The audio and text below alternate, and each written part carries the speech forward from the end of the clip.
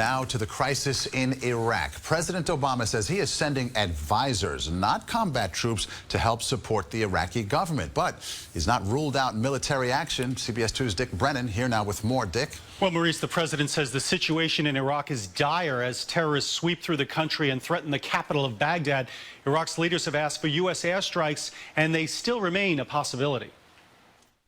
Right now is a moment where the fate of Iraq hangs in the balance. And now President Obama says he's sending a small number of military advisors, up to 300, to see how to train the Iraqi security forces. American forces will not be returning to combat in Iraq, but we will help Iraqis as they take the fight to terrorists who threaten the Iraqi people, the region, and American interests as well.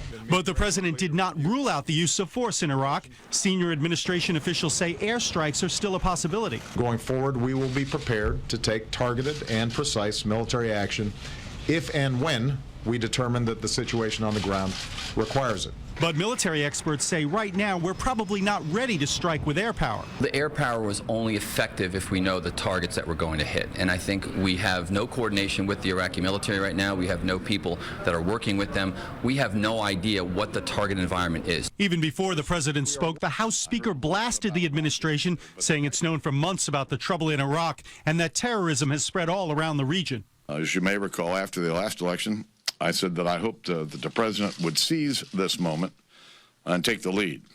And here we are, a year and a half later. You look at this presidency, and you can't help but get the sense that the wheels are coming off. And now the White House is faced with only hard choices in Iraq. There are no quick fixes from a military point of view. It's going to take time and space and planning on the ground to determine what exactly are the targets, and then if whether or not we should even engage them. The president was asked if he regretted not leaving a residual U.S. force in Iraq when we pulled out in 2011. He said that was up to the Iraqi government and they didn't want it. The president says the U.S. is not taking sides in a possible civil war.